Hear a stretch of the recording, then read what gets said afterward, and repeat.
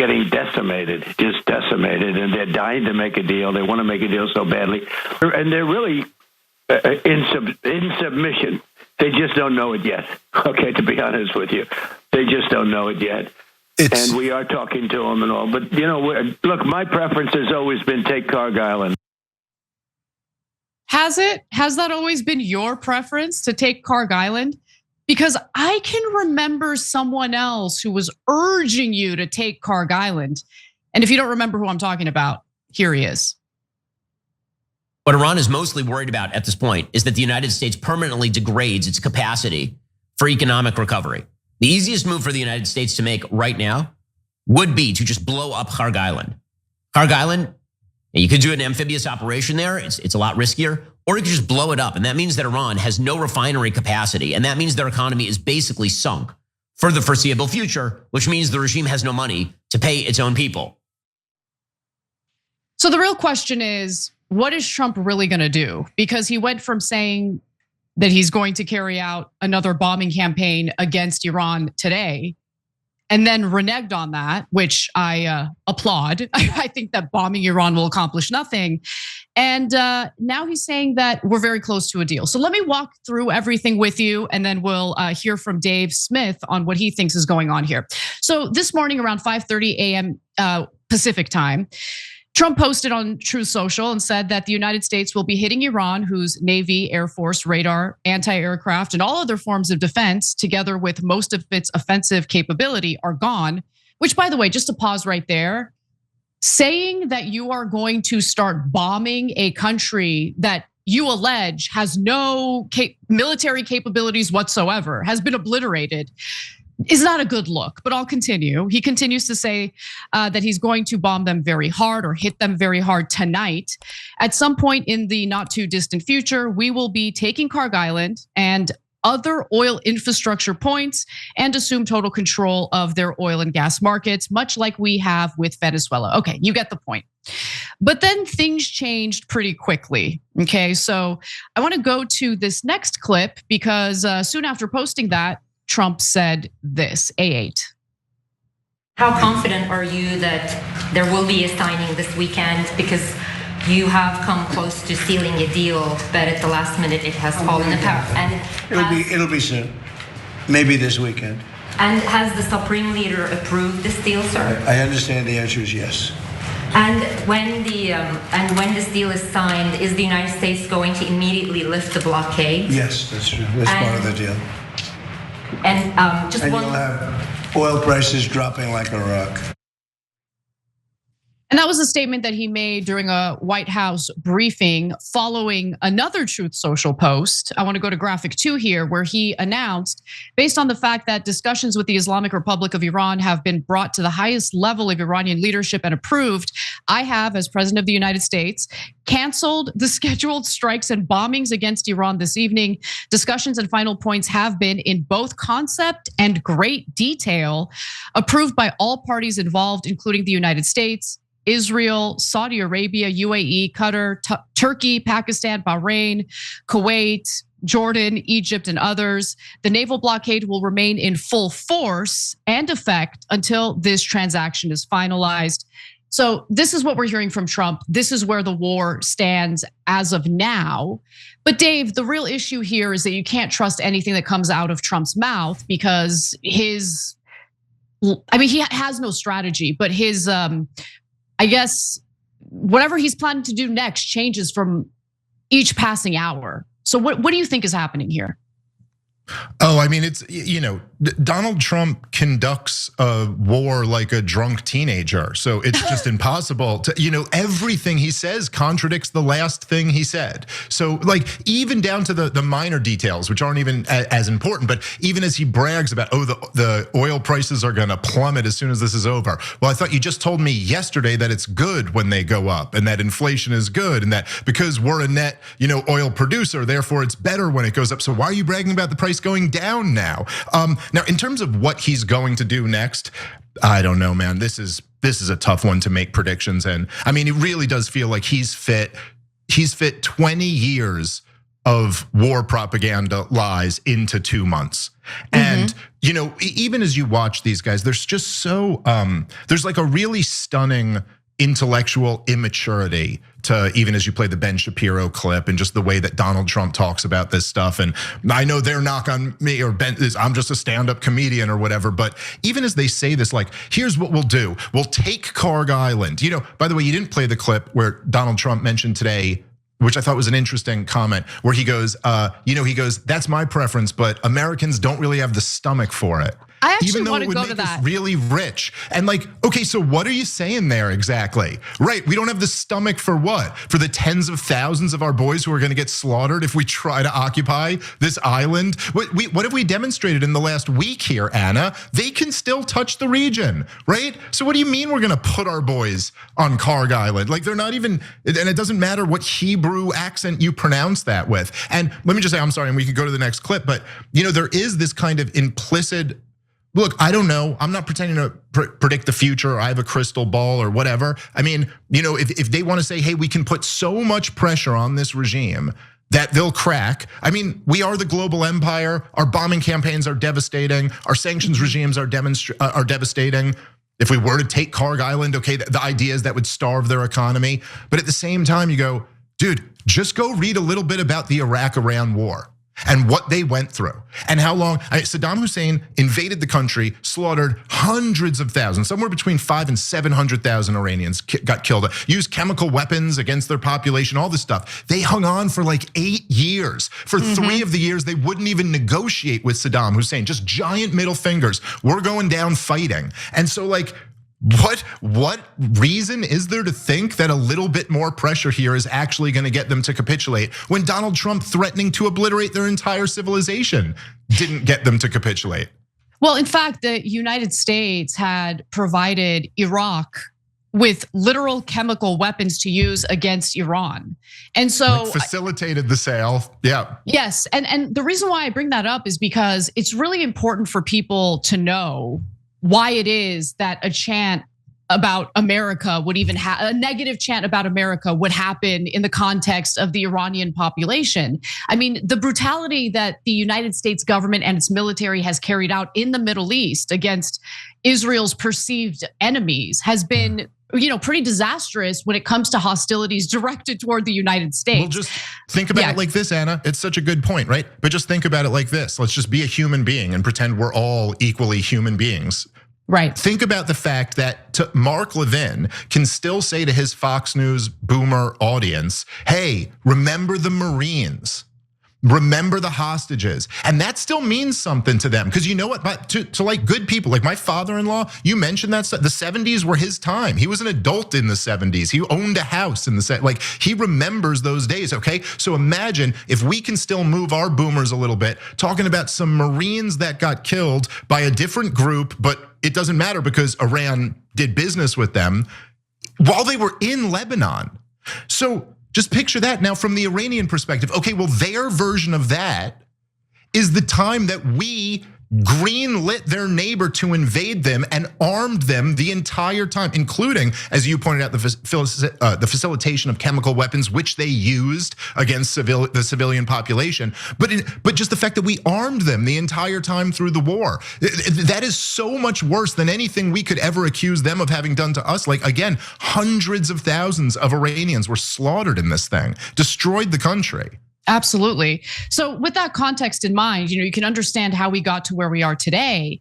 But previous administrations, whether we're talking about, Democratic or Republican administrations, were being pressured, much like Trump was leading up to this war, to invade Iran, to go to war with Iran. And those administrations, for all of their other foibles, for all of their terrible foreign policy decisions, were at least smart enough to avoid going to war with Iran. However, Trump was given, in my opinion, disastrous intel, that intel that's like so important from our special ally, and that convinced him, I'll be a hero. Let me go ahead and do this and it'll be easy. But it wasn't easy. It isn't easy. And now we find ourselves in a quagmire that is destroying the global economy with no end in sight. So if you're asking me what I think Trump is planning to do, I don't think he knows what he wants to do because there are no easy answers. There is no military option for reopening the Strait of Hormuz or taking control away from Iran in terms of the Strait of Hormuz. There is no, possibility of regime change unless you're willing to commit quite a bit of your military operations in Iran, right? We're talking about hundreds of thousands of troops. We're talking about a significant amount of weaponry that we have depleted as a result of our engagement in endless wars throughout the globe. Our support for Ukraine, of course, depleted some of our defensive and offensive weaponry. Same with the military aid that we've provided for Israel. Math is math. And when you look at the weaponry on the Iranian side, even though they have a much weaker military, and you compare it to the lack of missile interceptors for both Israel and the United States, there is no military option. The only real option here is diplomacy. But you also have that monkey wrench of the Israelis demanding that the war continue, and they sabotage every opportunity at a real cessation of fire, of war, or even the possibility of a peace deal. So how do you get out of this? How do you come out of this the other side? Well, I mean, look, the whole thing, and this is why they can say that, we're obsessed or we hyper focus on Israel. But the fact is that that's the whole thing here. The thing is that there's nothing else to this equation. Everything about this war is fake. And that's the case with most wars. Almost every war, that old saying is that the first casualty of war is always the truth. And it is the case that almost every single war is based off lies. And this gets confirmed years later. And then it's just a fact that World War I was sold off a lie, and Vietnam was sold off a lie, and Iraq was sold off a lie, and Serbia was sold off a lie, and Libya was sold off a lie, and all of them. But this one is exactly the same, and in fact, they just use the same lie. I heard the other day when Joe Scarborough was he was taunting Donald Trump because it sounded like he was going to maybe make a deal, and he said, "Oh, so first you're going to back down on nukes, and now you're going to back down on them shooting down a helicopter," and you're like, "Nukes? What? They don't have nukes." This is just not a thing. It's as made up as Saddam's nukes. It's as made up as Milosevic slaughtered 100,000 people. It's as made up as the Lusitania, as any of this stuff. It's all just a lie. And so there is no deal that we even need to reach. What are we talking about here? That Iran can't have a civilian nuclear program? Or they hedged? They were a nuclear hedge state? Is that what we're fighting a war over? A threshold? It's all just ridiculous. And so the only reason why we're there to begin with is the only reason why we can't walk away from it, which is that for some reason, which none of us know exactly why, it just seems to be impossible to sever ties with Israel. It just seems to be impossible to just say, no, we're not going to do this anymore. And even if you look back at the Obama administration, as you correctly pointed out, he did resist calls for this war. And in fact, look, what was the JCPOA really? All these guys know that Iran didn't have nuclear weapons and they weren't trying to develop nuclear weapons. The whole point of the JCPOA was just to take the pretext for war off the table. To just say, well, look, there's an inspections regime. So now you guys can't lie and say that they're building nukes because the IAEA is in there inspecting them. And so, But they lied anyway. Well, sure. Yeah, and Jillian Michaels is a perfect example. She along with Sam Harris and anyone who is going out of their way to defend Israel will say that the IAEA confirmed that Iran wasn't following through. Well, what they're referring to is Iran's behavior long after Trump pulled out of the JCPOA. So when you pull out of the JCPOA, you renege on your previous agreement with a sovereign country.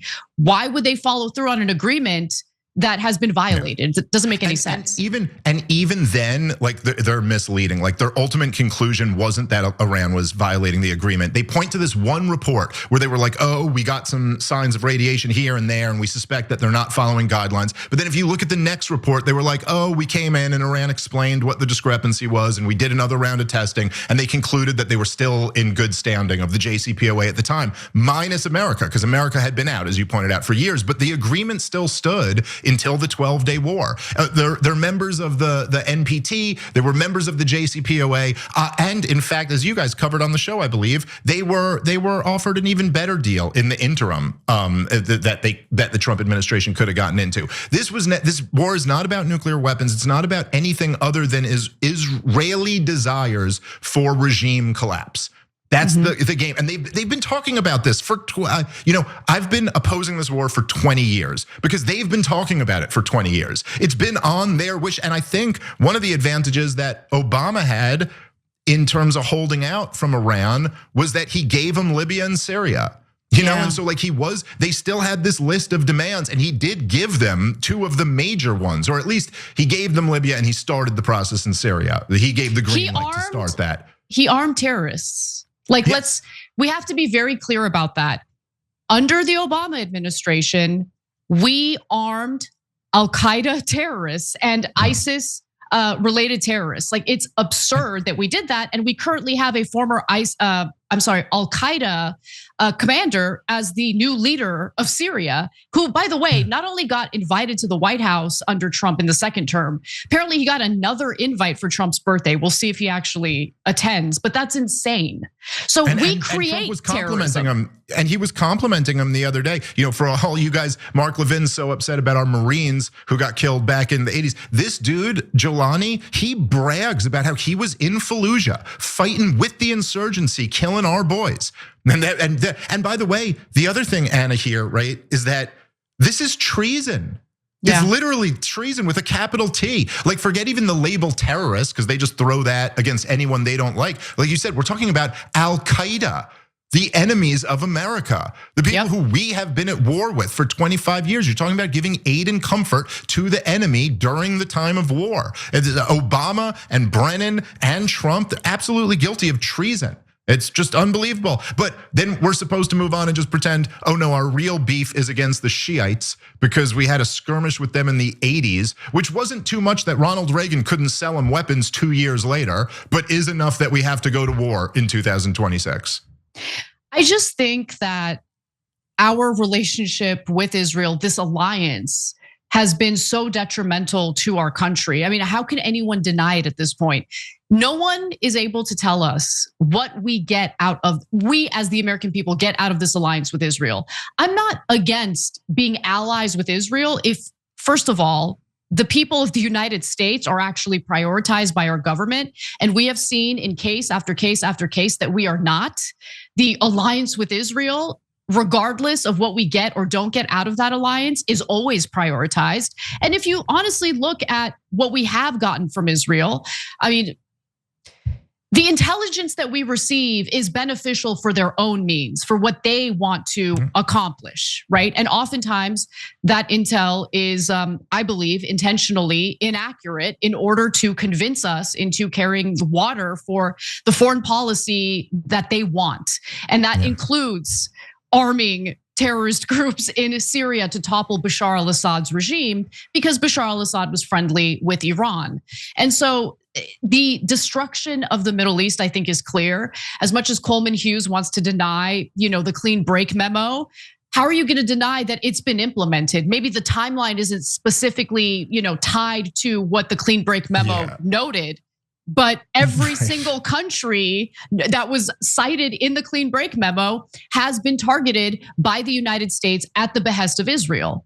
Yeah, that's right. And I mean, like Coleman can point to things like he can say, as he did when we debated that, well, okay, Dave, but you say this is all the clean break, but in the clean break memo, they said they wanted to install a Hashemite king, but ultimately they went with installing, a democratic regime or something. And it's like, well, first of all, by the way, even if you look into it, and this is really laid out in Coping with Crumbling States, which was David Wormser's companion piece to Clean Break, where he mentions Chalabi like a million times. Chalabi's the guy who sold him this whole story. And so then when the Hashemite king died, they just went with putting Chalabi in there. But okay, it's the same thing. But listen, you can read, what was it? David Wormser's book was called, oh gosh, I can't remember. something Tyranny's Ally. Tyranny's Ally was the name of David Wormser's book, and then Benjamin Netanyahu wrote a book called Fighting Terrorism. It was all like around 1995, 1996. And look, they lay it out clearly. Like, this was always the Netanyahu doctrine. He was a reaction against Yitzhak Rabin. He was the one who used to march around with those holding a casket. And then Yitzhak Rabin's wife, I believe still to this day, if she's still alive, she still blames Netanyahu for getting her husband killed. She should. He, unlike anything you've ever seen in America, you talk about inciting violence or whatever. I mean, it was crazy. But the whole plan was like, look, all the global pressure is on us to have a two-state solution here, to have a land for peace deal. Like, the world is sick of this fight. And they say we can't keep occupying these people because this is in the 90s when it's already been going on for 30 years. You know, people are like, what are you doing? And so they go, but look, here's what we're gonna do.